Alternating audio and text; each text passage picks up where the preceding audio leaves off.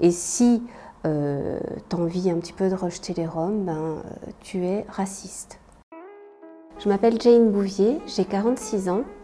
Je suis née dans le nord de l'Angleterre, à Middlesbrough. J'habite à Marseille depuis 2003.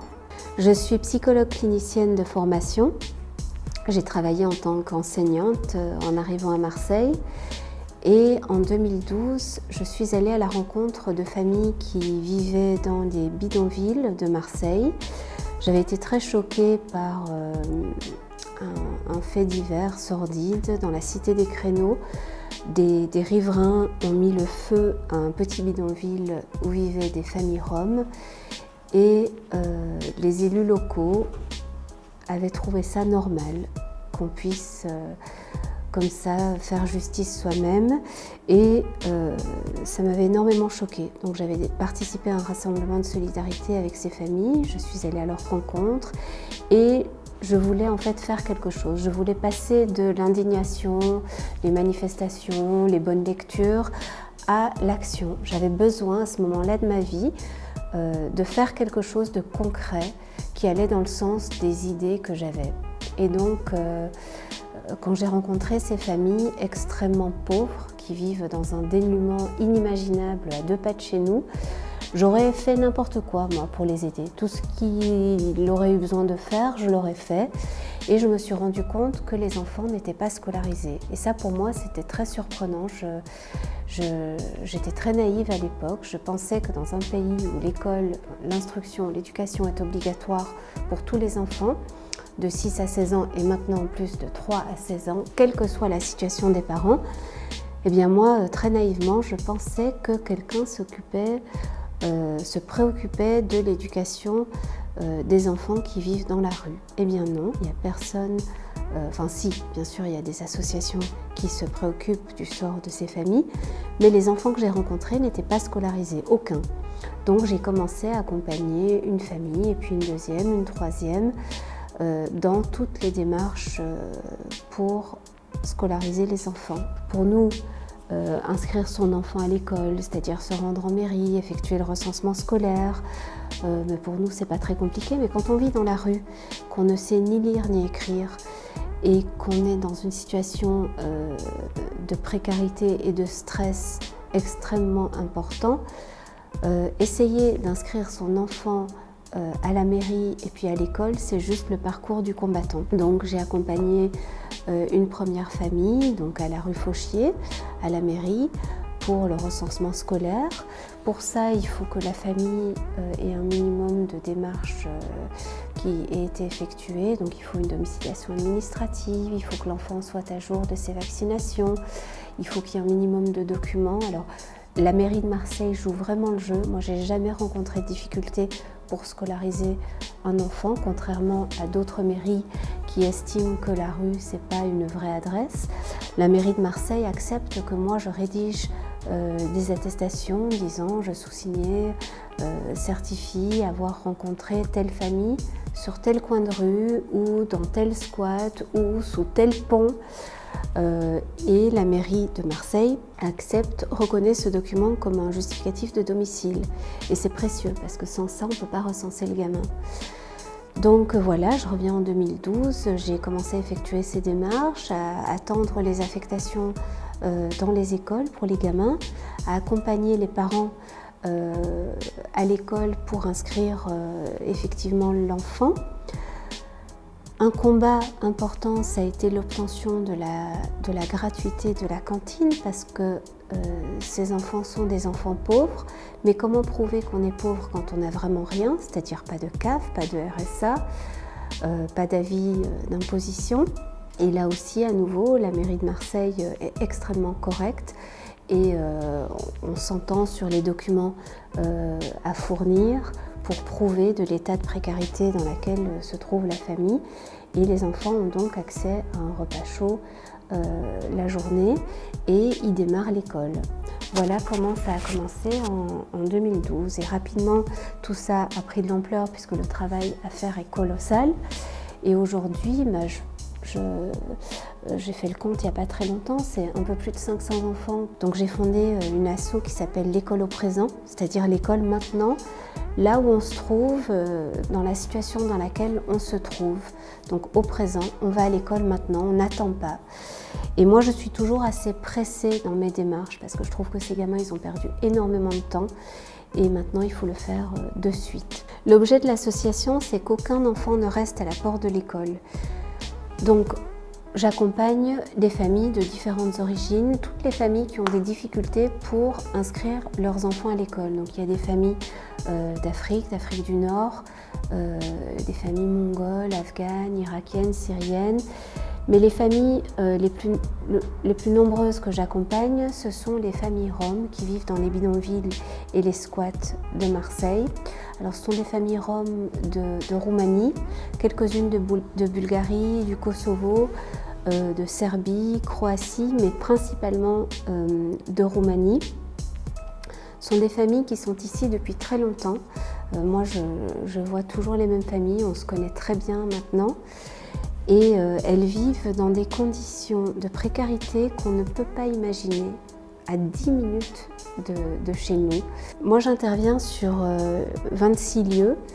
Alors, il y a des grands bidonvilles, des grands squats où vivent 200 personnes, et puis il y a des tout petits lieux où il y a une famille. Les conditions sont extrêmement précaires. La plupart du temps, il n'y a pas d'eau, pas d'électricité. Il y a des rats, des pigeons, des moustiques, des punaises de lit. Il fait très chaud l'été, très froid l'hiver, très humide, beaucoup de courants d'air. C'est extrêmement dur pour ces familles de vivre comme ça. Ce sont des familles qui n'ont rien. Si elles ne travaillent pas, elles n'ont droit à aucune prestation. Il n'y a pas de CAF quand en France on n'a pas travaillé. C'est pas vrai. Moi, j'accompagne le plus possible les parents vers l'emploi. C'est la seule clé pour sortir de la misère. Il y a quelques années, en 2014, j'ai rencontré une famille que je continue de beaucoup accompagner, qui avait un enfant qui avait à l'époque, il avait 12 ans. Donc j'ai essayé de l'accompagner vers l'école. C'était assez difficile parce que c'est un gamin qui a grandi dans la rue et qui avait l'habitude déjà de travailler, d'aider ses parents. Puis il a beaucoup de caractère. Il a un petit peu fait tourner en bourrique quelques enseignants. C'est pas rigolo du tout, hein, mais voilà. Moi, je suis très attachée à eux. Ce gamin, donc, j'ai rapidement compris qu'il n'avait pas d'identité. Il n'avait pas été déclaré. Il était né en Espagne. Mais les conditions de précarité de la famille étaient tellement importantes qu'il n'a pas été déclaré ni à l'hôpital ni à la mairie. On a préparé un dossier, donc ça c'était il y a 3 ans, avec les témoignages de chaque membre de la famille où il était né. On a eu pas mal de rendez-vous avec l'avocat, le dossier a été déposé finalement. Et ce matin, on a reçu la décision de justice qui reconnaît son identité. Déjà, je me demande ce que ces gamins vont devenir quand on ne va pas à l'école, quand on ne sait ni lire ni écrire, quand à 14 ans on arrive au collège pour la première fois et qu'on ne sait pas écrire son prénom. Moi, la question que je me pose tout le temps, c'est qu'est-ce qu'ils vont devenir ces gamins, quoi. Ça c'est une question qui concerne toute la société. Moi, je ne comprends pas que les politiques, qu'on ne se sente pas davantage concerné par le sort de ces gamins parce que les conséquences après concernent tout le monde. Quand on ne va pas à l'école, on a beaucoup de mal après à trouver une place correcte dans la société. Et donc ce gamin, en plus, avait le problème de ne pas avoir d'identité. Depuis aujourd'hui, ce problème n'existe plus parce qu'on a reçu la décision de justice qui reconnaît qu'il s'appelle un tel, qu'il est bien né à telle date en Espagne, que ses parents sont un tel et un tel. Et donc voilà, on va pouvoir obtenir l'acte de naissance dans un mois. Et il pourra rentrer dans son pays, obtenir une carte d'identité, revenir fissa pour que je l'accompagne vers l'emploi. Voilà, donc ça pour moi c'est des moments comme ça qui donnent du sens à ce que je fais et pourquoi je suis là. Alors moi je suis en psychanalyse sur le divan depuis 20 ans, donc j'ai un regard un petit peu particulier sur tout ce que je fais et puis sur l'être humain en général. Et donc moi je fais le pari d'accompagner tout le monde. Voilà, j'essaye d'être dans l'accompagnement inconditionnel. Je vais dans des lieux où personne n'est jamais allé parce que parce que c'est compliqué, voilà, vraiment compliqué. Si on se sent concerné à la fois par ce que vivent les personnes qui sont dans la plus grande précarité et par la société dans laquelle on vit, on ne peut pas choisir, on ne peut pas aller uniquement là où c'est facile, là où c'est beau, là où c'est confortable, là où c'est sympa. Moi j'ai besoin d'aller partout où il y a besoin de faire quelque chose et j'essaye de garder le fil conducteur qui est l'école et la scolarisation des enfants, parce qu'évidemment que scolariser les enfants aujourd'hui en 2019 ça représente plus que je dirais un tiers de mon temps, parce que pour que l'école soit possible il y a énormément de choses à mettre en place autour. Les personnes, les familles que j'accompagne ont beaucoup de demandes qui ne sont pas forcément l'école, parce que quand on a faim, quand on a froid, quand on est en mauvaise santé, l'école c'est forcément pas la priorité. J'entends parfois des gens qui disent les Roms ils aiment vivre comme ça, ou c'est culturel, voilà c'est leur mode de vie, mais moi je peux vous dire que tous les êtres humains on est à peu près pareil, personne n'a le monopole de la connerie ou de la bienveillance. Il y a des gens chouettes partout, des gens très cons partout, mais personne n'aime vivre dans la saleté, dans le froid, au milieu des rats, dans l'insécurité avec ses enfants, dans la peur. Personne n'aime vivre comme ça. Moi je le vois de près, je le sens dans mon ventre, c'est faux de dire ça.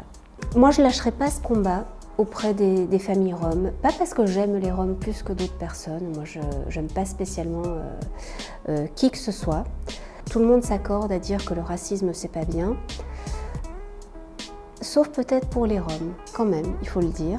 Moi je connais des gens plutôt bien, qui font des trucs sympas, hein, qui organisent des goûters solidaires avec des familles sans papier, qui voilà, sont des gens plutôt sympas, quoi, hein. C'est pas des gros fachos qui votent Front National et qui tiennent des propos inadmissibles, non, c'est des gens plutôt normaux qui vont quand même oser dire « ouais mais les Roms c'est pas pareil ». Ben si, les Roms c'est pareil, les Roms c'est exactement pareil, il n'y a rien qui change, il n'y a rien de différent, c'est exactement pareil. Et si tu as envie un petit peu de rejeter les Roms, ben tu es raciste. Boum, boum, boum.